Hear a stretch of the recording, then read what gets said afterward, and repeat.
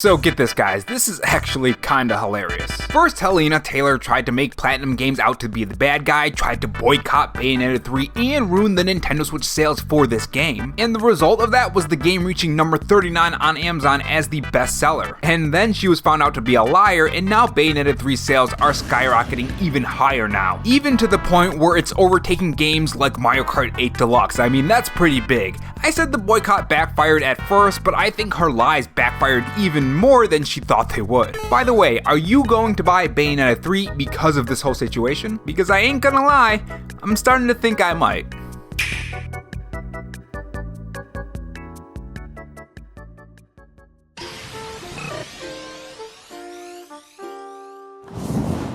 Hey guys, it's Rob here, and welcome back to the RoboChan Show, where we take the gaming news format that channels like Spawnwood or Arlo do, add a dash of animation and some cool editing on top to bring you your gaming news, leaks, and rumors in a fresh new way. If you're new here and want to be kept up on everything gaming, make sure you subscribe to the channel and leave a like if you enjoy the video and dislike if not. In this video, we are going to recap the Bayonetta 3 situation, talk about the huge sales that this game has gone through, and talk about the potential future that Bayonetta 3 and the Bayonetta series could end up in. All thanks to one person, which I personally find a little funny, you know? If you guys enjoy this video, leave a like, it helps the video out when you do, and if you want to follow me on Twitter and help me reach my goal of 1,000 followers, my Twitter handle is RoboRob93. Without further delay, let's talk about Bayonetta 3 and the exciting future that the future could have.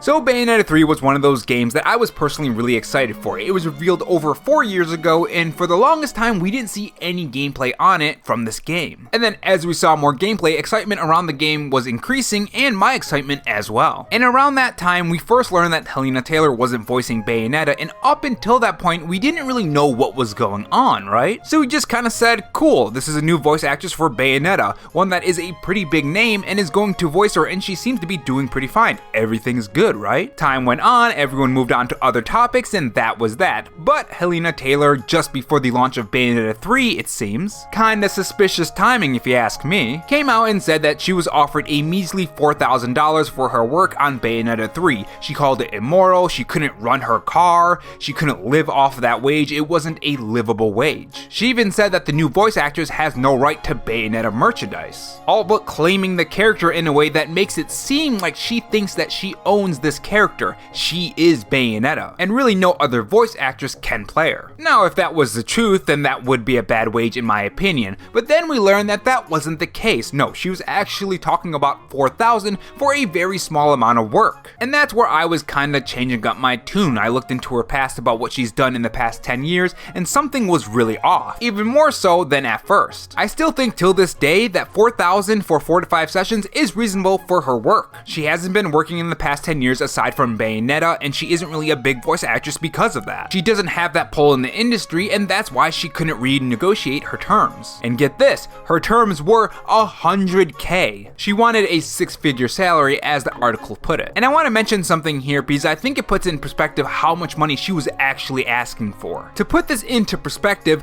15.5% of Americans earn between $100,000 and $150,000. Out of all Americans, boy, girl, doesn't matter your race, doesn't matter who you are, all of them. And that's in a whole year, by the way, not just 4 days. And not only that, but 11.9% of the US makes between $75,000 and $99,999. So you can see as to why that number is just absolutely ridiculous for the amount of work she was doing, which again was 4 hours of 4 to 5 sessions. The real number that she was offered was $4,000 per session, so it would have been between $15,000 and $20,000. And keep in mind that 10.9% of US households only make between $35,000 and $49,000. And this is information that I didn't talk about in the video, and that's why I'm talking about this right now, because it really does put into perspective how much she was being paid. Yeah, I'm sorry, but that's really good money, but the fact that she wanted about 5 to 6 times more than that is just absolutely ridiculous. And let's call it for what it is. It's greed. Another thing I didn't mention in my past videos is that there are devs who need to get paid too. Shouldn't they be getting paid even more than the voice actress? The ones that are making the game, the ones that are creating the characters, the models, the textures, the music, and everything. The ones that are tweaking the enemies and the damage output. All of these things that make up the game. But her retweets painted a different story, a story that later came out that Hellena Hellena Taylor was actually lying. And the person who broke this story and had the information and said he's seen proof that she was being paid $15,000 to $20,000 was Jason Schreier, a news journalist that is highly respected and has a lot of years under his belt. Not only him, but Bloomberg and VGC also have their own sources, two huge news sites. And again, on top of that, Jennifer Hale also retweeted tweets about this, so it's clear that she also either agrees with it or she actually has information that says that yes, she is lying and she was being paid $15K. There's no reason why she would be retweeting these things if she didn't either agree with it or she had inside knowledge of the pay that Hellena Taylor was receiving. And like she said in her post, she's under NDA, so of course she couldn't come out and say anything. All she could do is retweet. And after all of this, something fantastic has happened. Take a look at Google Trends for Bayonetta 3, and it is pretty high up there now. Now, the 3 points I want to make out is in 2009 when Bayonetta 1 was first revealed. That is the highest out of the entire timeline since this was announced. In 2014, Bayonetta 2 was at its highest second peak for the series. And fast forward to today, and it is at its highest peak. It is being talked about a lot. And keep in mind that the game isn't even out yet, so more than likely, it might even go higher than the 2014 peak. Again, all because one voice actress wanted to lie. And not only that, but this is also really amazing, it was at once beating out Mario Kart 8 Deluxe on the Amazon bestsellers, which is huge for such a small game. Now, Mario Kart 8 Deluxe is already out and has been out for a long time, but it usually sells a hell of a lot more than other franchises, and is still selling in fact, but the fact that it beat it out just for a quick second, because it is lower than Mario Kart 8 Deluxe now, is huge for the series. And I bet it's just gonna keep climbing and climbing and climbing, and I bet a lot of people are gonna buy this. The funny thing about this is that in trying to boycott the game,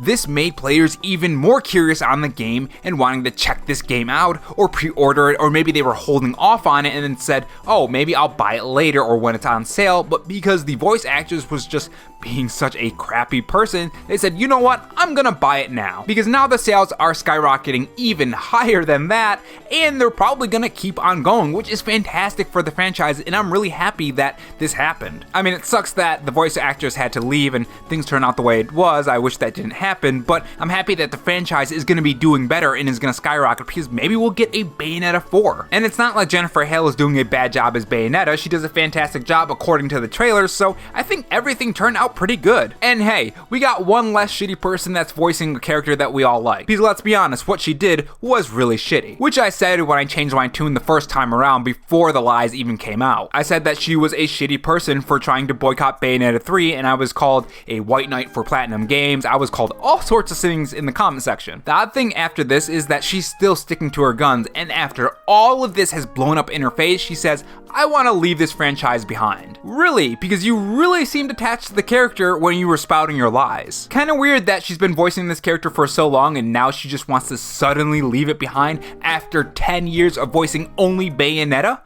Kinda weird, right? Now this really makes me wonder if Bayonetta 3 will end up growing even more, and the series as well. I wonder if this is gonna affect the sales in a way that makes it sell even better than it would have if the voice actress didn't lie and didn't come out and say anything. I think that potential is there. I think there's a potential for Bayonetta as a series to grow even larger and become one of the bigger franchises. We know that Nintendo and Platinum Games partnership is tightening even more recently with that huge article that I was supposed to do a video on, but I guess I'll get to that after this. But yeah, overall, fantastic stuff for Bayonetta 3 and the franchise and Platinum Games, because they do make really fantastic games. And with that, I will leave you guys with one question. Because of this controversy, because of all of this stuff, did this change your mind into buying Bayonetta 3? Tell me in the comment section below. And what was your first reaction on this? I'm really curious as to who was gonna do the boycott, who wasn't, who believed her, who didn't, and all those kind of things. Thanks for showing up to this video, guys. I know I've been talking about this situation a lot in the past videos. This will probably be the last one unless some new news comes out on the situation, which I don't think it will, but I guess we'll see. Thanks for watching, guys, and I really appreciate you guys stopping by this channel. It's a small channel. I know that a lot of people only watch the bigger channels, so the fact that you gave my channel a chance,